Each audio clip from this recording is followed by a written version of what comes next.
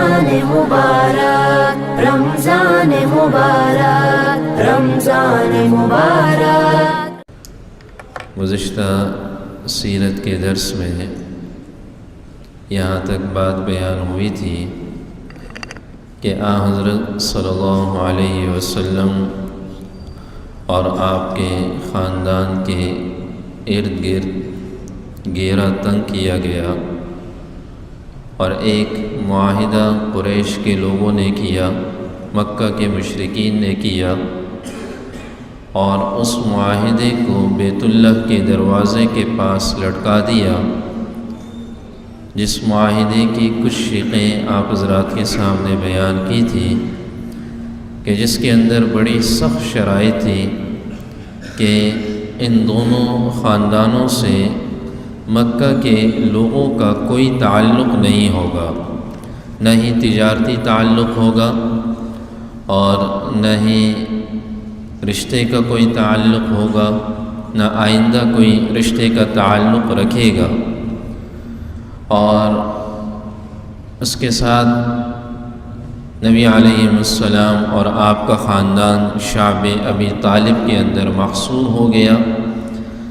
اس محصوری کے ایام میں میں نے ایک دو واقعات آپ حضرات کے سامنے رکھے تھے کہ چونکہ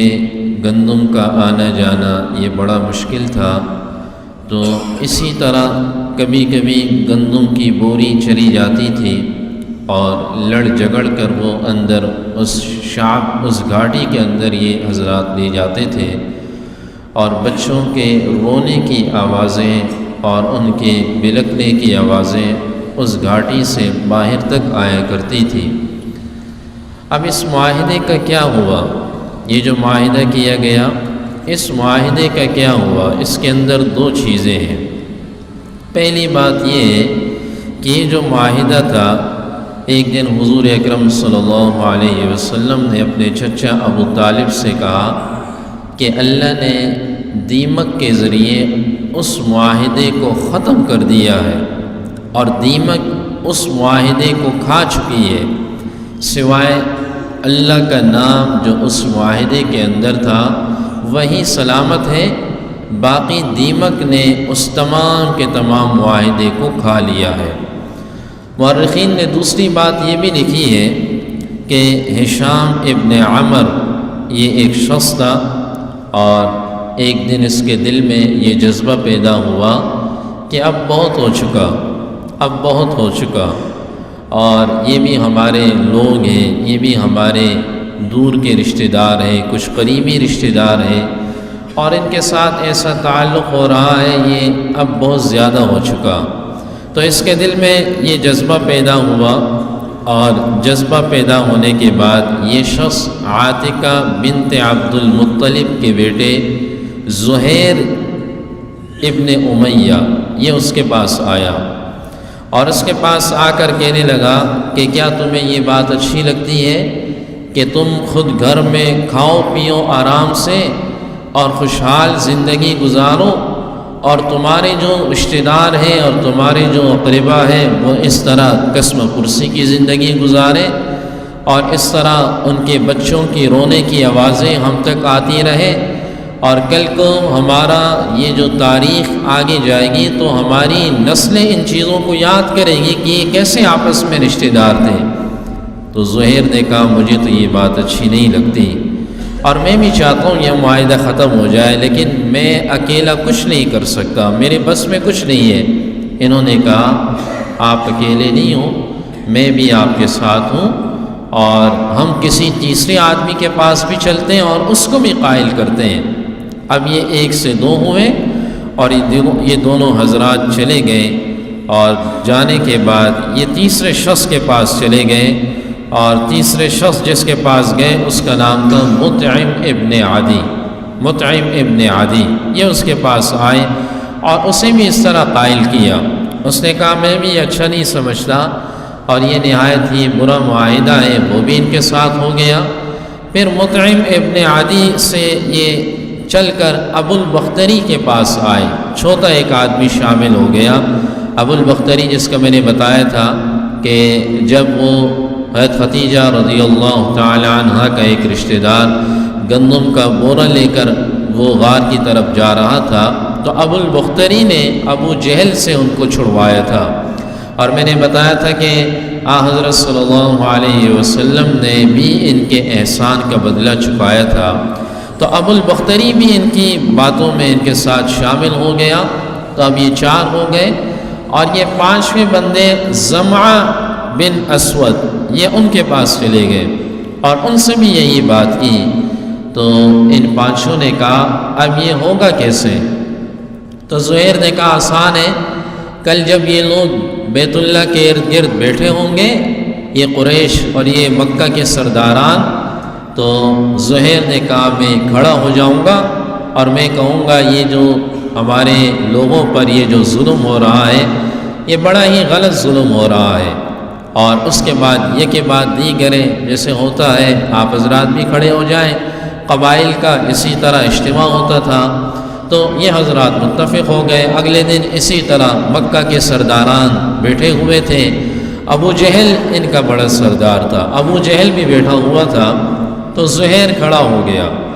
اور کھڑا ہونے کے بعد وہ کہنے لگا کہ یہ بہت ہی برا ہو رہا ہے ہمارے رشتہ داروں کے ساتھ، اور 2 سال ہو گئے ان کو اندر محصور رکھا ہوا ہے، یہ کوئی اچھی بات نہیں ہے۔ زہیر نے یہ بات کی تو ابو جہل نے کہا جو معاہدہ جس کے اندر مکہ کے تمام قبائل جمع ہو چکے ہیں تم ان کے خلاف کھڑے ہو رہے ہو؟ اتنے میں مطعم بن عدی کھڑا ہوا اور کہنے لگا یہ زہیر ٹھیک کہہ رہا ہے۔ اتنے میں تیسرا زمعہ کھڑا ہوا، کہنے لگا یہ زہیر ٹھیک کہہ رہا ہے۔ چھوٹا ہشام کھڑا ہوا، کہنے لگا یہ زہیر ٹھیک کہہ رہا ہے۔ ابو جہل بڑا سمجھدار تھا، ہوشیار تھا، کہنے لگا کہ یہ اتنے اچانک یکے بعد دیگروں کا کھڑا ہونا یہ کوئی حسن اتفاق نہیں ہے، یہ رات کی کوئی پلاننگ ہے، یہ رات کی کوئی پلاننگ ہے جس کو ان لوگوں نے یہاں آ کر سب کے سامنے جمع کر دیا ہے، یہ کوئی اتنا اچھا حسن اتفاق نہیں ہے۔ مورخین لکھتے ہیں کہ اتنے میں ابو طالب یہاں پر آیا، ابو طالب آیا، اور ابو طالب نے ان حضرات کی باتیں سنی، تو ابو طالب نے کہا کہ بات یہ ہے کہ اگر تم اس معاہدے کو ختم نہیں کرنا چاہتے ہو تو مت کرو، لیکن مجھے میرے بھتیجے نے ایک بات کہی ہے، اگر میرا بھتیجے سے مراد محمد صلی اللہ علیہ وسلم، اگر وہ اپنی بات میں سچے ہیں جو انہوں نے کہا پھر تو یہ معاہدہ ختم ہو جائے گا، اور اگر وہ اپنی بات میں سچے نہ ہو تو پھر اس معاہدے کو اسی طرح آپ جو چل رہا ہے یہ معاہدہ اسی طرح چلتا رہے گا۔ انہوں نے کہا تمہارے بھتیجے نے کیا کہا؟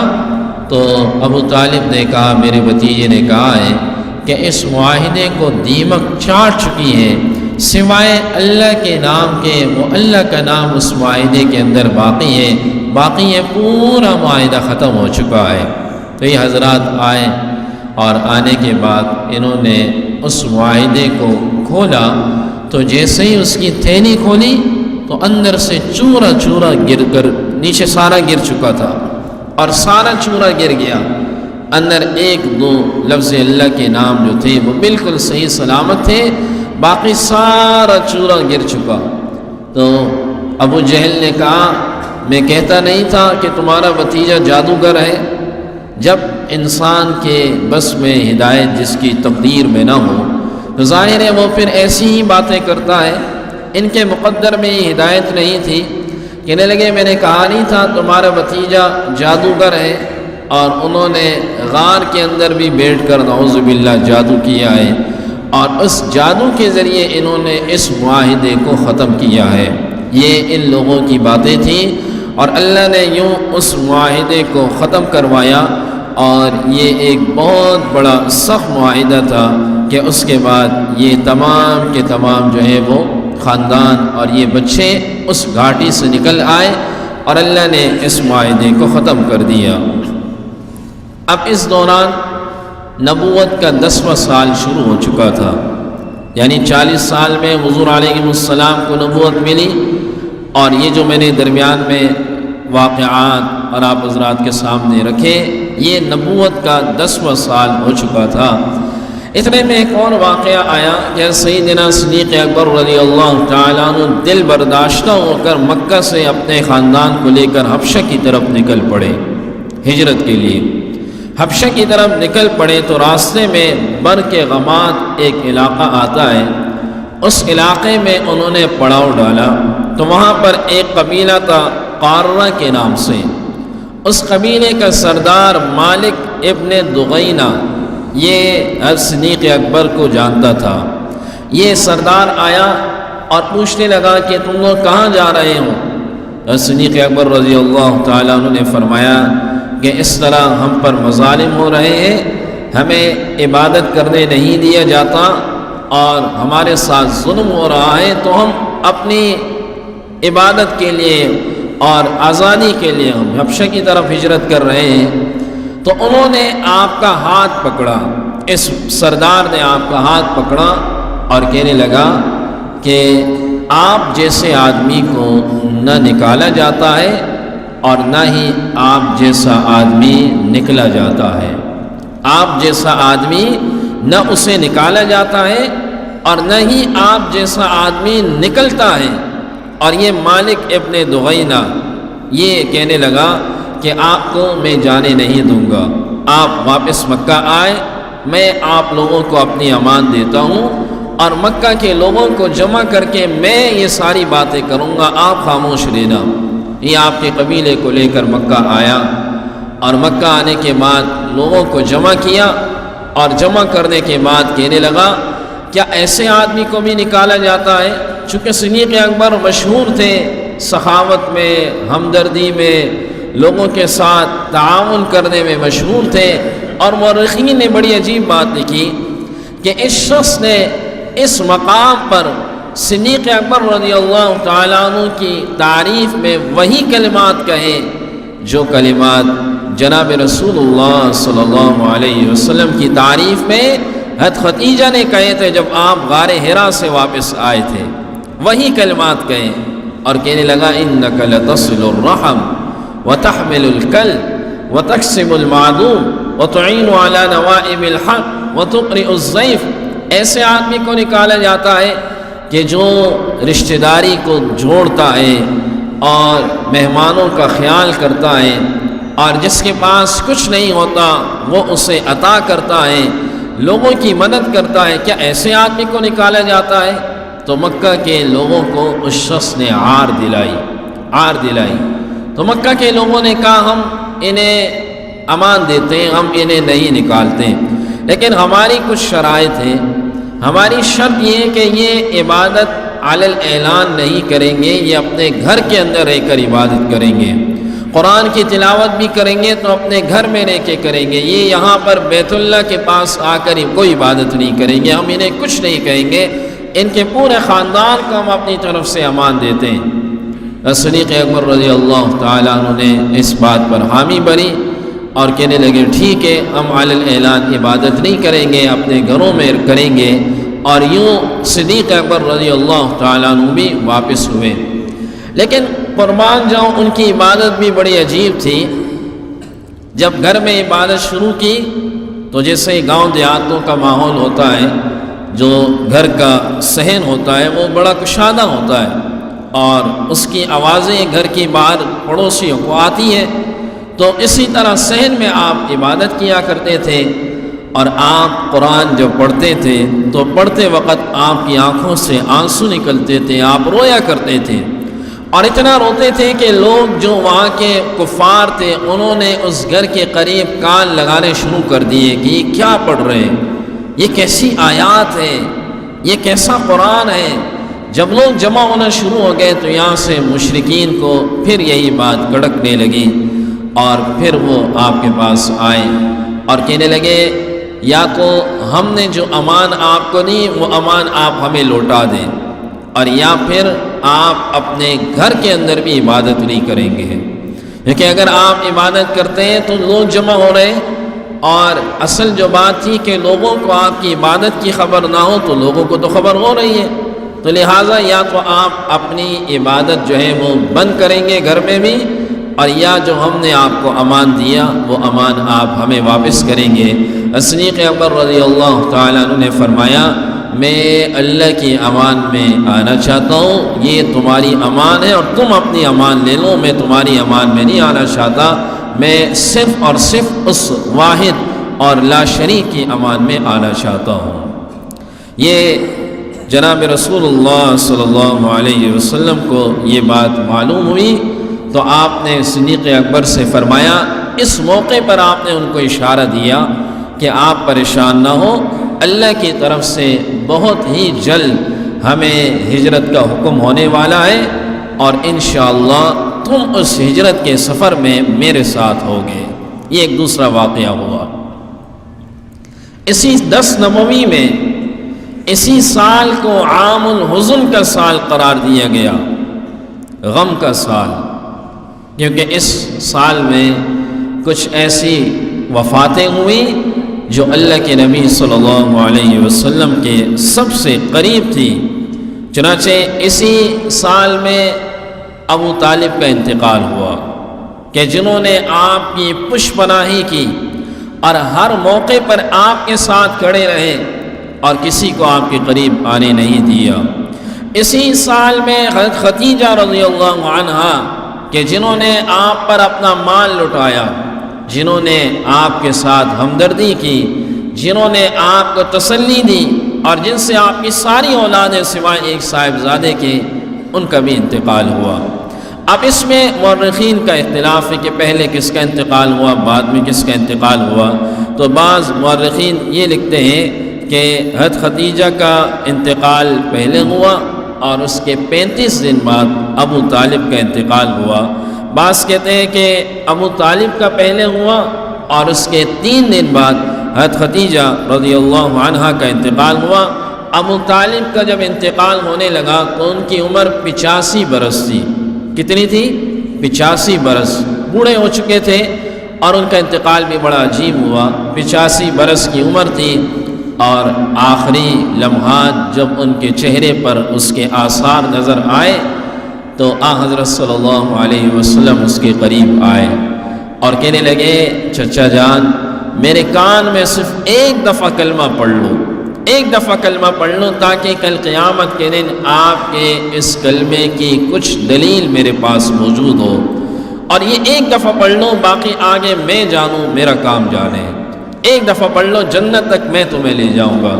ایک دفعہ کلمہ میرے کان میں پڑھ لو۔ ابو جہل بھی موجود تھا۔ ابو جہل نے کہا کہ کیا تم اپنے باپ داداؤں کے دین کو چھوڑ دو گے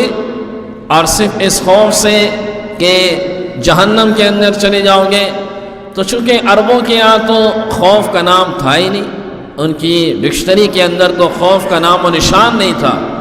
تو وہ تو خوف کو اور بزدلی کو، ایسے الفاظ کو تو اپنے لیے عار سمجھتے تھے۔ جب ابو جہل نے یہ بات کی انہوں نے اس کی طرف دیکھا، اللہ کے نبی صلی اللہ علیہ وسلم نے پھر اصرار فرمایا تو ابو طالب کے شاید ان کی بدقسمتی کہیں کہ ابو طالب کے زبان سے جو آخری الفاظ جاری تھے تو انہوں نے کہا علی ملت عبد المطلب، میں عبد المطلب کی ملت پر اس دنیا سے جا رہا ہوں۔ تو اللہ کے نبی صلی اللہ علیہ وسلم کو بڑا ہی غم ہوا، اس لیے کہ انہوں نے آپ کے ساتھ جو وقت گزارا تھا یہ یوں سمجھے کہ 45 سال اس چچا نے آپ کے ساتھ گزارے۔ کتنے؟ 45 سال۔ اور میں نے شروع سے آپ حضرات کو واقعات بتائے کہ ہر موقع پر انہوں نے آپ کا ساتھ دیا اور ہر موقع پر آپ کے ساتھ سٹینڈ لیا اور کھڑے رہے کہ کوئی میرے اس بھتیجے کی طرف ہاتھ تو بڑھا کے دکھائے۔ تو اللہ کے نبی صلی اللہ علیہ وسلم نہایت غمزدہ ہوئے اور ایسے غمزدہ ہوئے کہ آپ کا تو ایک عام امتی اگر وہ بغیر کلمے کے اس دنیا سے جاتا تو آپ کو غم ہوتا کہ یہ میرا امتی بغیر کلمے کے کیوں گیا، اور پھر اتنا قریبی اور پھر اتنا انہوں نے آپ کا ساتھ دیا تو اس پر اور غم تھا۔ تو اللہ نے جبرائیل علیہ السلام کو اتارا اور آیت نازل کی انک لا تہدی من احببت ولکن اللہ یہدی من یشاء، آپ جن کو پسند کرتے ہیں انہیں آپ ہدایت نہیں دے سکتے، وَلَكِنَّ اللَّهَ يَهْدِي مَن يَشَاءُ، اللہ جس کو چاہے گا ہدایت دے گا۔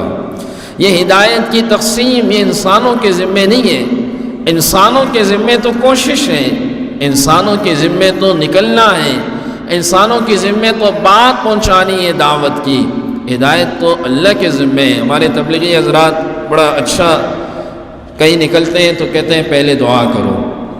گشت پہ نکلتے ہیں پہلے دعا کرو،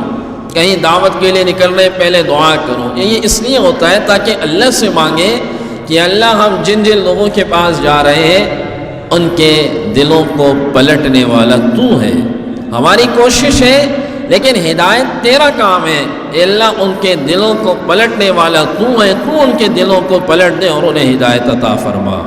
تو اللہ کے نبی صلی اللہ علیہ وسلم باوجود یہ کہ آپ رحمت للعالمین تھے، آپ سید العالمین ہیں، لیکن آپ کے ہاتھ میں بھی ہدایت دینا نہیں تھا، اور اللہ نے فرمایا وَلَكِنَّ اللَّهَ يَهْدِي مَن يَشَاءُ، اللہ جسے چاہے گا اسے ہدایت ملے گی، آپ کے ہاتھ میں ہدایت نہیں ہے۔ اس سال کو عام الحزن کا سال میں نے بتایا اس لیے کہا گیا کہ ابو طالب کا انتقال ہوا، حضرت خدیجہ رضی اللہ عنہا ان کا بھی انتقال ہوا کہ جن سے آپ کی ساری اولاد ہیں، سوائے حضرت ابراہیم کے، سوائے حضرت ابراہیم کے، ان کے علاوہ باقی جتنے بھی آپ کی اولاد ہیں ان کا انتقال 64 برس کی عمر میں ہوا۔ حضرت خدیجہ کا انتقال 64 برس کی عمر میں ہوا، ان کی عمر مبارک 64 برس تھی، اور اس حساب سے آپ سمجھ لیجئے کہ حضور علیہ السلام ان سے کوئی یوں سمجھ لے کہ 15 سال جو ہے وہ آپ چھوٹے تھے، تو 64 برس کی عمر میں ان کا انتقال ہوا، اور آپ کی ساری اولادیں ان سے ہیں، 4 بیٹیاں اور 2 بیٹے، اور ایک جو صاحبزادہ ابراہیم رضی اللہ عنہ وہ آپ کے وطن سے نہیں تھے، تو آپ کو ان کے وصال پر بھی بڑا ہی غم ہوا کہ جنہوں نے آپ کو ہر معاملات کے اندر سپورٹ کیا، اب وہ غم گسار اور آپ کے ساتھ جو ہے وہ رہنے والی وہ شریک حیات بھی اس دنیا میں نہ رہی۔ تو آپ نے اس سال کو کہا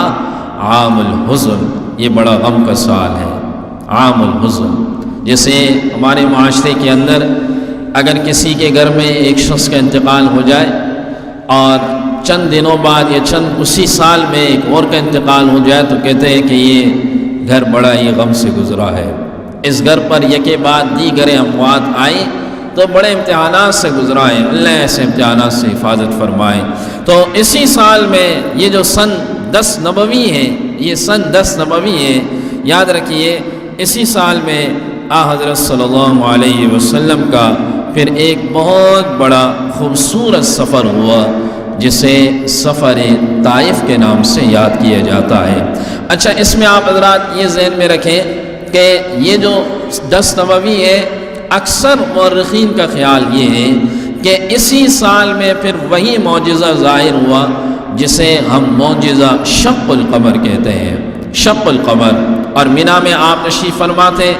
ابو جہل تھا، نضر ابن حارث تھا، اور چند مکہ کے سرداران تھے، کہنے لگے آپ اگر اللہ کے نبی ہو تو کوئی ایسا معجزہ ہمیں دکھلاؤ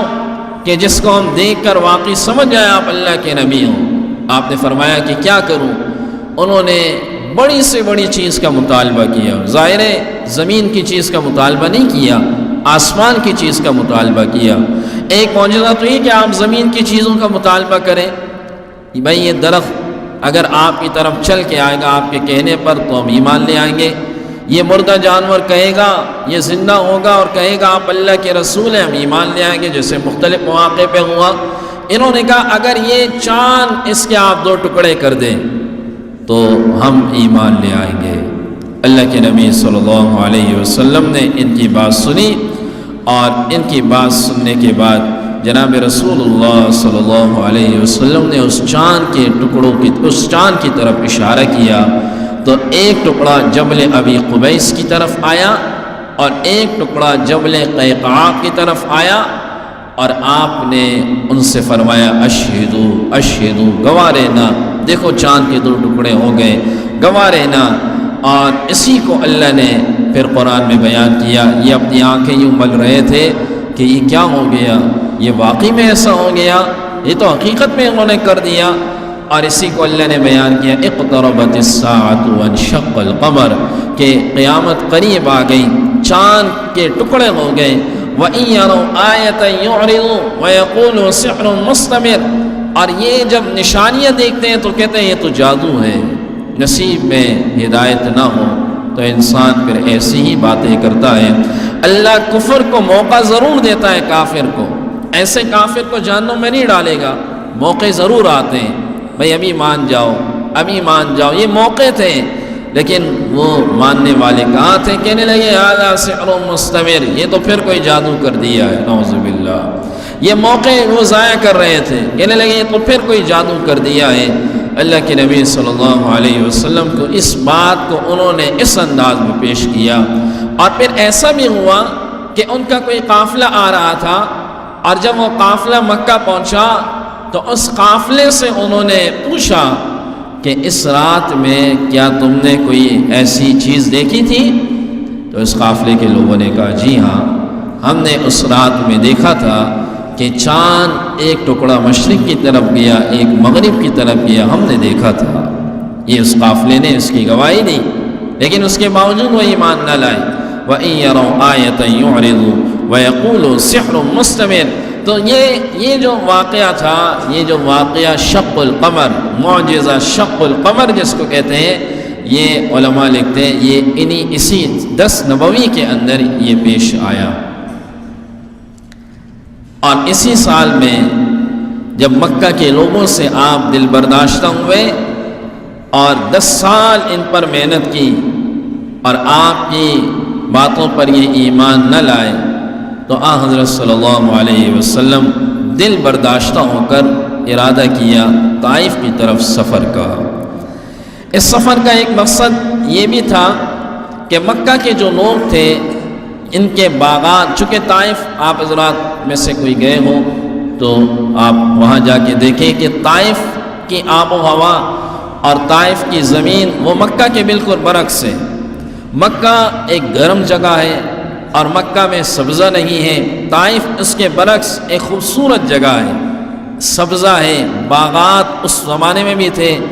اور ایک اونچائی پر وہ جگہ بنی ہوئی ہے، ہوادار جگہ ہے، موسم بھی ٹھنڈا ہوتا ہے۔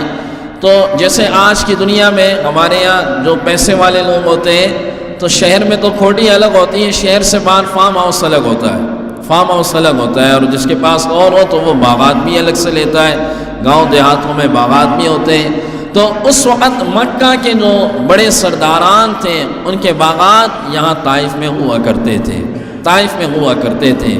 اور ایک مقصد یہ بھی تھا کہ اگر طائف کے لوگ مان جائیں گے تو ان کا آنا جانا چونکہ طائف میں ہے، یہ آتے جاتے ان کے باغات موجود ہیں، تو وہ طائف والے مان جائیں گے تو شاید اس کے بعد یہ مکہ کے لوگ بھی جو ہے وہ ہماری باتوں کو مان لیں۔ ایک اور وجہ یہ بھی تھی کہ اس زمانے میں اگر کسی کو خطرہ محسوس ہوتا تھا، جیسے طائف والوں کو خطرہ محسوس ہوتا تھا کہ کہیں ایسا نہ ہو یہ مکہ والے ہم پہ چڑھائی نہ کر دیں، اور اس طاق میں مکہ کے قریش ہوتے تھے کہ ہم طائف کی زمین کو لے لیں، ہم ان کی زمین کو غصب کر لیں اور ان پہ حملہ کر دیں، تو وہ یہ کرتے تھے کہ تین قبائل کے لوگ مکہ کے مختلف قبائل سے معاہدات کر لیتے تھے، تو جب معاہدات کر لیے تو پھر یہاں کے لوگ حملہ نہیں کرتے تھے، بھئی میں اس قبیلے کا اس سے معاہدہ، اس کا اس سے معاہدہ ہے، تو ان کے معاہدات ہوتے تھے۔ تو طائف میں 2 قبیلے رہا کرتے تھے، ایک کا نام بنو ثقیف تھا اور ایک کا نام بنو حوازن تھا، بنو ثقیف اور بنو حوازن۔ بنو ثقیف کے پھر 2 شاخیں تھیں، جس میں سے ایک کا نام احلاف تھا، احلاف یہ بنو ثقیف کی جو ہے وہ ایک شاخ تھی احلاف، اور یہ جو احلاف تھا اس احلاف قبیلے کا جو معاہدہ تھا، دفاعی معاہدہ، وہ قریش سے تھا۔ اور اللہ کے نبی صلی اللہ علیہ وسلم جب طائف گئے تو آپ احلاف کے پاس گئے، جو ثقیف کی ایک شاخ سے احلاف، کیونکہ ان کا معاہدہ آپ کے خاندان سے تھا، تو آپ یہ سوچ لے کر بھی گئے کہ ان کا چونکہ ہمارے خاندان سے معاہدہ ہے اور ان کے ساتھ ان کے تعلقات ہیں، تو شاید یہ لوگ میری بات کا انکار نہیں کریں گے اور یہ لوگ میری بات پر جو ہے وہ حامی بھریں گے۔ تو اللہ کے نبی صلی اللہ علیہ وسلم ان کے پاس گئے. وہاں اس سردار کے 3 بیٹے تھے. اس سردار کے 3 بیٹے تھے. ایک کا نام عبد تھا، ایک کا نام لیل تھا، اور ایک کا نام مسعود تھا. نبی علیہ السلام ان میں سے ایک کے پاس گئے تو ایک نے کہا نعوذ باللہ، اللہ نے کعبہ کے پردے پھاڑنے کے لیے تمہیں بھیجا ہے. اور دوسرے نے کہا کہ میں تم سے بات نہیں کرنا چاہتا، اگر تم واقعی میں اللہ کے سچے نبی ہوئے تو تمہاری شان میں کوئی ایسی بات نہ نکل جائے جو پھر میرے لیے عذاب کا باعث بنے،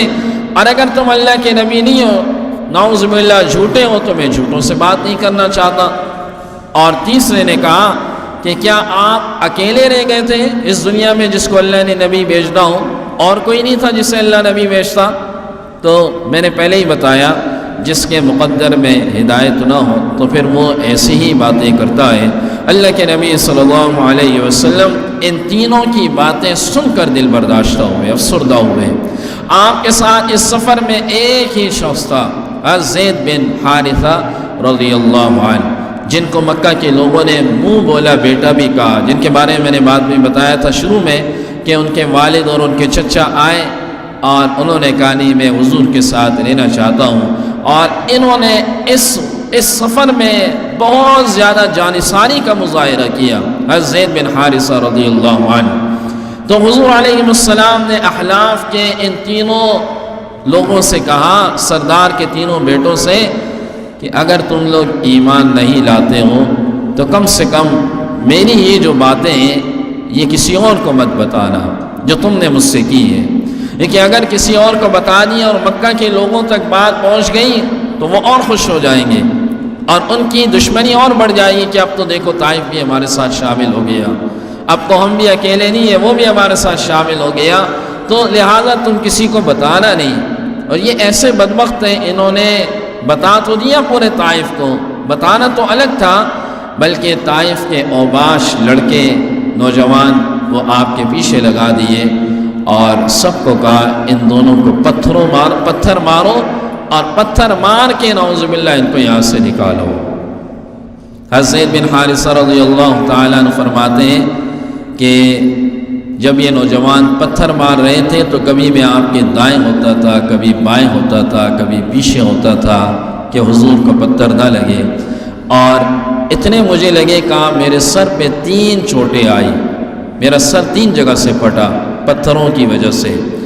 اور پھر وہ فرماتے ہیں کہ حضور علیہ السلام کو بھی اتنے چوٹ لگے کہ آپ کے پاؤں مبارک میں پتھر زیادہ لگ چکے تھے تو خون بہنے لگا، اور چلتے چلتے وہ جو خون تھا وہ خون جوتے کے ساتھ ایسا چمٹ گیا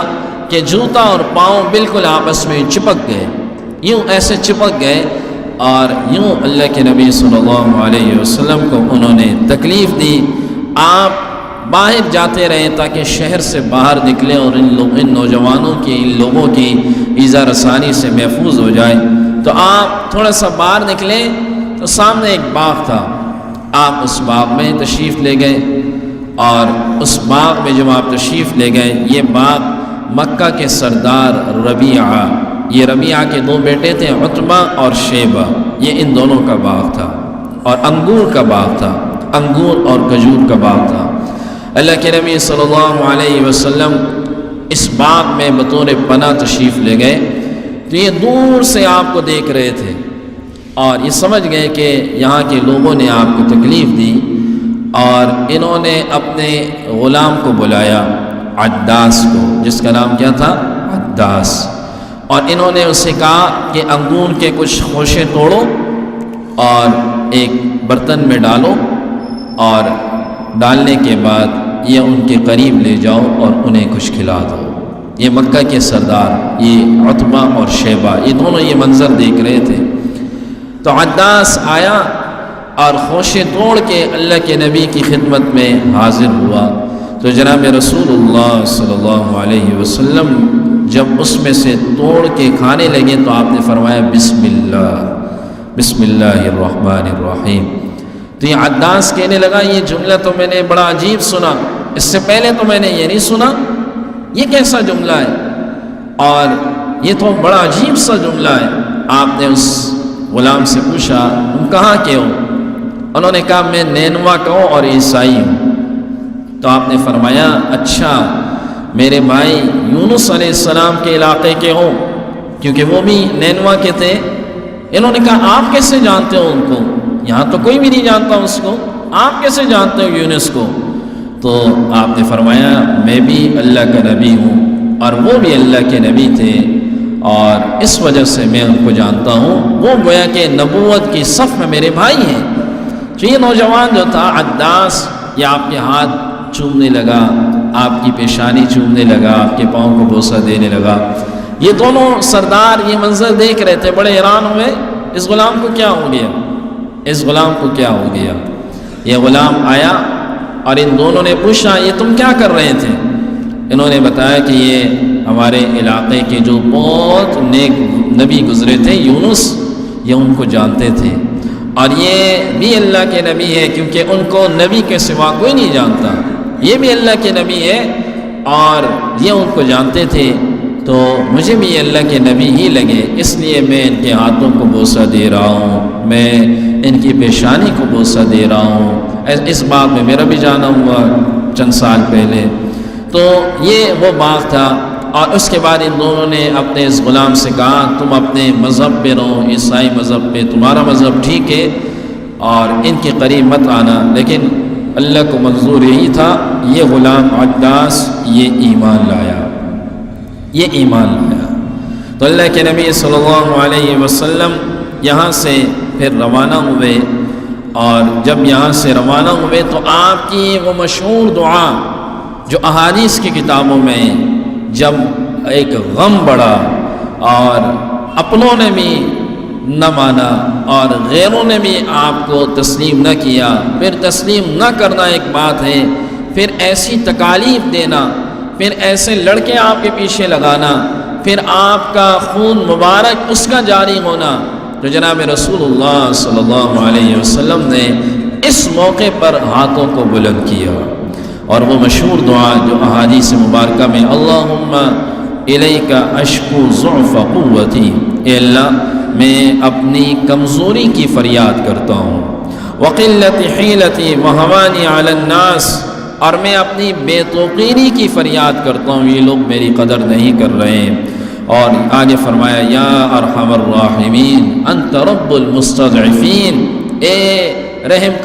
کرنے والوں میں سب سے بڑے رحم کرنے والے اللہ، اے کمزوروں کی مدد کرنے والے اللہ، کمزوروں کو پالنے والے رب،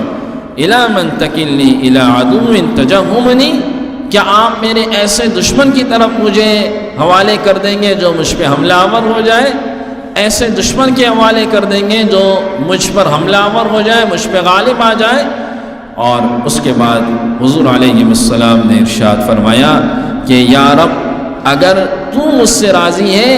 یہ دنیا راضی نہ بھی ہو تو کوئی پرواہ نہیں، اگر تو مجھ سے راضی ہے، وہ اللہ اگر راضی ہے، دنیا راضی نہ بھی ہو تو کوئی پرواہ نہیں۔ آج ہماری ساری جد و جہد اس میں ہوتی ہے نا کہ دنیا راضی ہو جائے، مخلوق راضی ہو جائے، مخلوق کسی طریقے سے راضی کرو۔ بھائی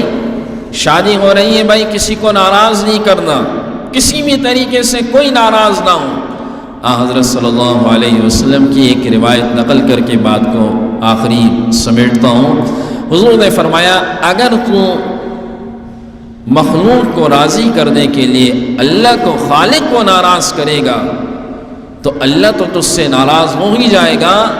ایک وقت آئے گا یہ مخلوق بھی تجھ سے ناراض ہو جائے گی۔ آپ نے دیکھا شادیوں میں کیا ہوتا ہے، بھائی مخلوق کو راضی کیا جاتا ہے، اللہ کو ناراض کیا جاتا ہے، بینڈ باجے بجائے جاتے ہیں، میوزک بجایا جاتا ہے، خواتین بیٹھی ہوئی ہے، ہماری مائیں بہنیں تشریف فرمایا، بھائی ایک ہی تو شادی کا موقع ہے، بار بار کہاں آتی ہیں شادیاں، تو لہٰذا اس کے اندر خرافات بھی کھل کے ہو، اس کے اندر میوزک بھی کھل کے ہو، اس کے اندر ناچ بھی کھل کے ہو، اس کے اندر گانے بھی کھل کے ہو، بعد میں کہاں شادیاں آتی ہیں، یہ شادی تو ایک دفعہ ہوتی ہے، اس قسم کی باتیں ہوتی ہیں، اور پھر کسی کو ناراض نہیں کرنا، مخلوق کو راضی کیا جاتا ہے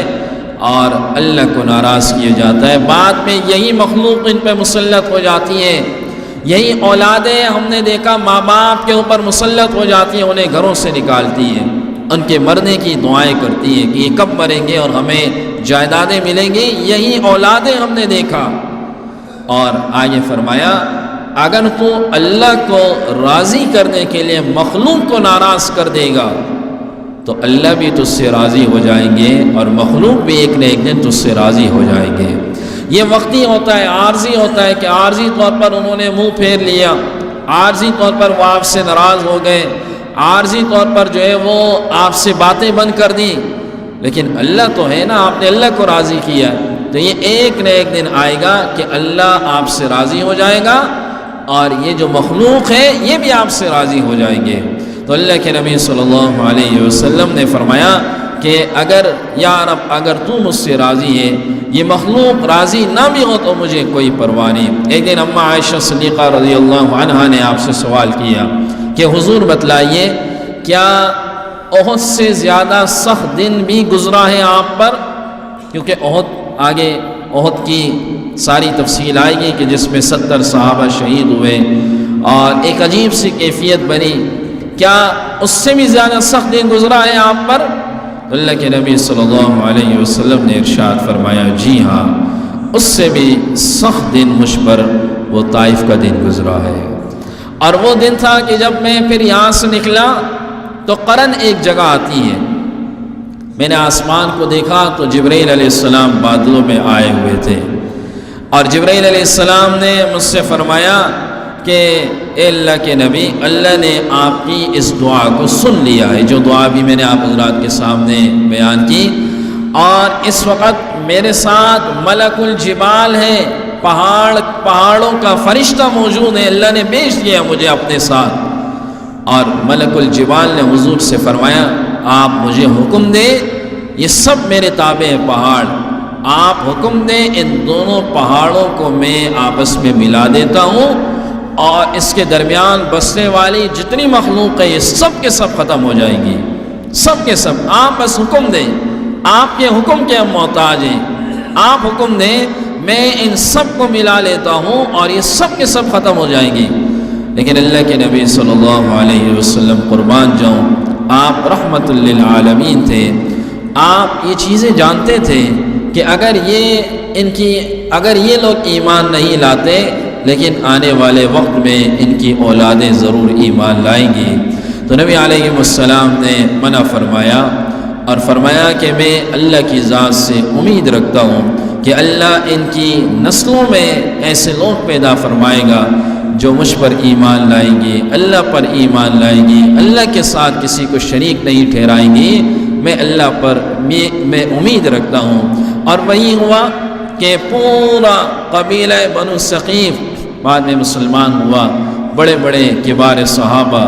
بڑے بڑے علماء، بڑے بڑے تابعین، پھر اللہ نے اس طائف کے اندر پیدا فرمائے۔ طائف کے اندر اللہ کے نبی صلی اللہ علیہ وسلم نے اس موقع پر یہ الفاظ کہیں۔ اس سفر میں ایک تو عداس ایمان لایا، اور جب آپ واپس آ رہے تھے تو آپ یہ منظر اپنی آنکھوں میں کبھی سوچیں کہ مکہ میں 10 سال محنت کی اور 10 سال لوگوں نے آپ کی بات نہ مانی، اور طائف تشریف لے گئے، اب طائف کے لوگوں نے اس سے زیادہ سختی کا مظاہرہ کیا، اب واپس مکہ آ رہے ہیں، تو مکہ آتے وقت کیا جذبات ہوں گے، کیا وہ احساسات ہوں گے کہ اب یہ لوگ میرے ساتھ اس سے بھی زیادہ برا سلوک کریں گے۔ تو راستے میں ایک جگہ پر آپ ٹھہرے اور نخلہ ایک مقام تھا، وہاں پر اللہ کے نبی صلی اللہ علیہ وسلم قرآن کی تلاوت کرنے لگ گئے، تو ایک جنوں کی جماعت کا گزر ہو رہا تھا، اور اس جماعت نے قرآن کو سنا۔ اللہ نے سورہ احقاف کے اندر اسے بیان کیا، وَإِذْ صَرَفْنَا إِلَيْكَ نَفَرًا مِنَ الْجِنِّ يَسْتَمِعُونَ الْقُرْآنَ فَلَمَّا حَضَرُوهُ قَالُوا أَنصِتُوا۔ ایک لمبی تفصیل ہے، وہ جماعت آئی اور یہ حضور کو تسلی دی اللہ نے اس جماعت کا رخ حضور کی طرف پھیرا اور حضور کی خدمت میں آئی، قرآن سنا، اور وہ ساری جماعت مسلمان ہوئی۔ جنوں کی جماعت کیا ہوئی؟ مسلمان ہوئی۔ دوسرے الفاظ میں کہیں اس سفر میں 2 وصولیاں ہوئی، ایک عداس اور ایک جنوں کی یہ جماعت، جس کی وصولی اس سفر کے اندر ہوئی۔ اللہ کے نبی صلی اللہ علیہ وسلم نے ان سب کو کلمہ پڑھایا، یہ پھر اپنے مقام پہ تشریف لے گئے۔ تو نبی علیہ السلام جب واپس مکہ مکرمہ پہنچنے لگے تو حضرت زید بن حارثہ نے آپ سے سوال کیا، یا رسول اللہ صلی اللہ علیہ وسلم ہم کیسے مکہ میں داخل ہوں؟ اگر ابھی ہم داخل ہوں گے تو یہ تو ہمیں نہیں چھوڑیں گے۔ تو انبیاء کو اللہ نے بڑی سمجھداری دی ہوتی ہے، اور انبیاء علیہ السلام سمجھدار ہوتے ہیں۔ تو آپ غار حرا کے قریب آئے اور غار حرا پہ رک گئے، اور رکنے کے بعد ایک شخص خزاعہ کو بھیجا 3 لوگوں کے پاس، اور کہا ان سے کہو کہ میں ان کی امان میں آنا چاہتا ہوں، وہ مجھے اپنی امان میں لے، پھر میں مکہ میں داخل ہوں گا۔ وہ شخص آیا، پہلا اخنس بن شریق تھا، مشہور سردار تھا، اس نے انکار کیا کہ میں آپ کو اپنی امان میں نہیں رکھ سکتا۔ دوسرا تھا سہیل بن عمر، اس نے بھی انکار کیا۔ تیسرا مطعم بن عدی، اس کے پاس یہ جس کو آپ نے بھیجا تھا پیغام رسا یہ آیا، تو یہ مطعم بن عدی جو تھا اس نے پناہ میں لینے کا اقرار کیا اور کہا کہ میں ان کو پناہ میں لیتا ہوں، اور اپنے بیٹوں کو جمع کیا، اور اپنے بیٹوں کو بھتیجوں کو جمع کیا، اور جمع کرنے کے بعد کہنے لگا کہ ہم چلتے ہیں۔ یہ خود مسلمان نہیں تھا، کہا ہم چلتے ہیں، اور غار حرا اور چلنے کے بعد ان کو اپنی امان میں سب ساتھ لاتے ہیں۔ چونکہ میں نے بتایا ابو طالب کا بھی انتقال ہو چکا تھا اور کوئی تھا نہیں، تو حضور اس لیے امان میں آنا چاہتے تھے، اور کہتے ہیں کہ میں ان کو اپنی امان میں لاؤں گا اور دیکھتا ہوں کون ان کی طرف ہاتھ بڑھاتا ہے۔ تو یہ مطعم بن عدی، اتفاق دیکھیے یا اس نے وہ رکھیے کہ اس شخص کا انتقال ہوا، لیکن اس کا انتقال ہوا ایمان کی حالت میں، یہ نہیں مرا، ابھی نہیں، اس کے بعد ہوا۔ غزوہ بدر سے پہلے اس کا انتقال ہوا تھا، اور اس کا ایک بیٹا تھا جبیر بن مطعم، یہ صحابی بنا، جبیر بن مطعم رضی اللہ عنہ۔ بدر کے موقع پر جب سرداران 70 کے 70 گرفتار ہوئے اور ان کے فیصلے کا وقت آیا، تو کسی نے ایک سردار کی حمایت کی، سفارش کی کہ اس کو رہا کیا جائے۔ تو یہ موقع تھا، اس موقع پہ حضرت صلی اللہ علیہ وسلم نے فرمایا، آپ چونکہ احسانوں کا بدلہ دینا جانتے تھے، آپ نے فرمایا اگر آج مطعم بن عدی زندہ ہوتا اور مجھے ان 70 کے 70 کی رہائی کی بات کرتا، میں اس کی زبان پہ سب کو رہا کرتا۔ آپ علیہ السلام احسان کرنے والوں کو جانتے تھے۔ تو یہ مطعم بن عدی آیا، اور آنے کے بعد حضرت صلی اللہ علیہ وسلم سے کہنے لگا کہ آپ کہاں جانا چاہتے ہیں؟ آپ نے فرمایا میں پہلے بیت اللہ جانا چاہتا ہوں اور تھوڑی سی عبادت کر کے پھر اپنے گھر جانا چاہتا ہوں۔ انہوں نے کہا بالکل ہمارے امان میں ہے، اور آپ کو اپنے ساتھ لے گئے۔ بیت اللہ آپ نے عبادت کی، اور عبادت کرنے کے بعد حضرت صلی اللہ علیہ وسلم کو گھر تک چھوڑا، اور کہنے لگے میں نے ان کو امان دے دی ہے، لہٰذا آج کے بعد ان کو کوئی ہاتھ نہیں لگا سکتا۔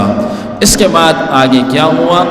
اور آگے کیسے حالات آئے، اس کے بعد جو واقعہ آتا ہے، اتنا غم جب حضور علیہ السلام پر آیا اور ہر طرف سے آپ غمگین ہوئے، تو اللہ نے پھر آپ کو آسمانوں کی سیر کرائی،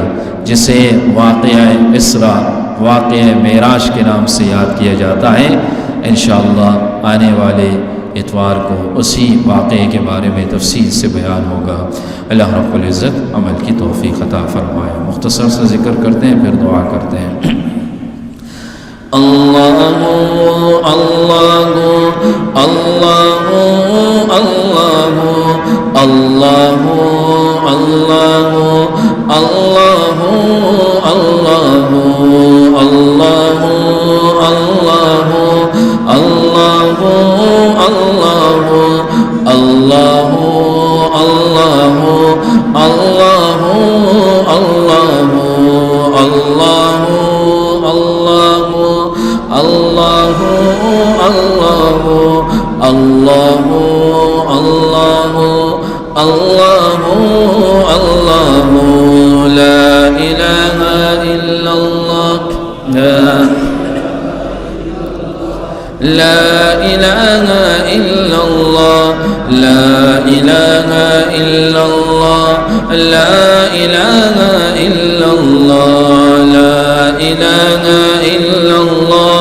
لا إله إلا الله إله إلا الله لا إله إلا الله لا إله لا إله إلا الله لا إله إلا الله لا إله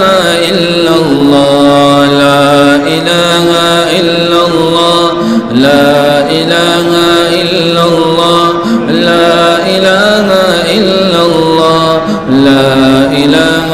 إلا الله لا إله إلا الله إلا الله إلا الله إلا الله إلا الله إلا الله إلا الله إلا الله إلا الله إلا الله إلا الله إلا الله إلا الله إلا الله إلا الله إلا الله إلا الله الله إلا الله إلا الله إلا الله لا إله إلا الله لا إله إلا الله لا إله إلا الله لا إله إلا الله ہر خطا پہ شرمسار ہوں میں اے خدایا گنہگار ہوں میں ہر خطا پہ شرمسار ہوں میں اے خدایا گنہگار ہوں میں جان کر بھول کر جو کیا ہے اے پتہ مجھے کو اس کی سزا ہے تیری چوکھٹ پہ سر نہ جھکایا بس زمانے کو اپنا بنایا تیری نعمت کی تو آسرا